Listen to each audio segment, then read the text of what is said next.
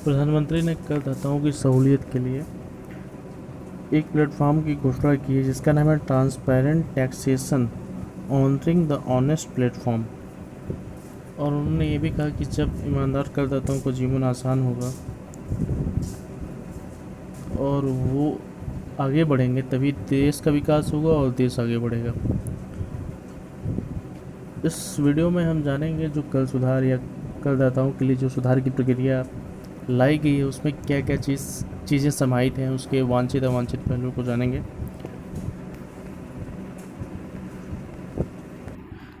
केंद्र सरकार का करदाताओं के लिए ये 4 कार्यक्रम शुरू किए गए हैं कि ईमानदार करदाताओं के लिए नई व्यवस्था शुरू की गई है। नई व्यवस्था में सरकारी दखल कम होगा, कर सुधार निरंतर चलने वाली प्रक्रिया और भारत और विदेशी निवेशकों का भरोसा बढ़ा। प्रधानमंत्री ने इस प्लेटफॉर्म से जुड़े कुछ मुख्य बिंदुओं के बारे में विस्तार से जानकारी दी। उन्होंने कहा कि transparent taxation honouring the honest के जरिए 3 बड़े कर सुधार होंगे: faceless assessment, faceless appeal, tax payer charter. Faceless assessment और टैक्स पेयर चार्टर गुरुवार को ही तत्काल प्रभाव से लागू हो गए, यानी आज के दिन। फेसलेस अपील की सुविधा 25 सितंबर से पूरे देश में नागरिकों के लिए उपलब्ध हो जाएगी। यहाँ पे हम उनके ट्वीट्स को देखते हैं। जबकि फेसलेस अपील की सुविधा 25 सितंबर यानी दीनदयाल उपाध्याय जी के जन्मदिन से पूरे देश भर में नागरिकों के लिए उपलब्ध हो जाएगी। अब टैक्स सिस्टम भले ही फेसलेस हो रहा है, लेकिन टैक्स पेयर को ये फेयरनेस और फियरलेसनेस का विश्वास देने वाला है। पीएम ने कहा कि ये कोशिश ये है कि हमारी टैक्स प्रणाली सीमलेस मतलब निर्बाध, पेनलेस यानी दर्द रहित और फेसलेस हो। सीमलेस यानी आयकर प्रशासन हर करदाता को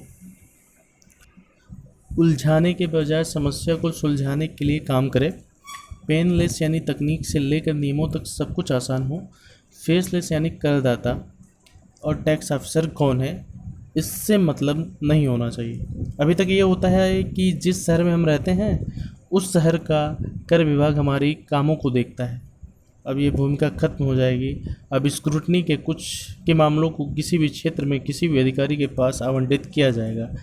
इससे जो आदेश निकलेगा उसकी समीक्षा किसी और राज्य की टीम करेगी।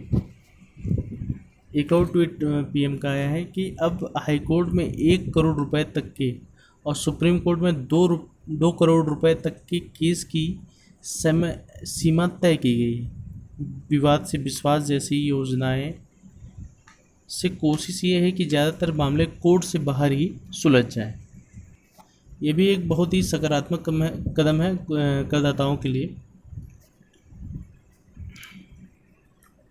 ये फेसलेस टीम कौन सी होगी ये कंप्यूटर तय करेगा। इससे करदाता और आयकर विभाग दोनों के कई तरह के फ़ायदे होंगे, जैसे विभाग में जान पहचान बनाने, प्रभाव और दबाव का मौका नहीं मिलेगा। विभाग अनावश्यक मुकदमे से बचेंगे। ट्रांसफ़र मुकदमे में लगने वाली ऊर्जा भी बचेगी। पीएम ने टैक्स पेयर चार्टर के लिए कहा कि ये करदाता के अधिकार और दायित्व को मजबूत करने और सरकार की जिम्मेदारी मजबूत करने का कदम है। इसके जरिए करदाताओं को उचित, विनम्र और तर्क संगत व्यवहार का भरोसा दिया गया है। अब आयकर विभाग को करदाता की गरिमा की संवेदनशीलता के साथ ध्यान रखना होगा। आयकर विभाग अब टैक्स पेयर को बिना किसी आधार के ही शक की नज़र से नहीं देख सकता। इसके अलावा करदाता के दायित्व भी होंगे। करदाता को कर इसलिए देना है क्योंकि उसी से सिस्टम चलता है। इससे देश अपना फर्ज निभा सकता है और उज्जवल भविष्य की ओर कदम भी रख सकता है।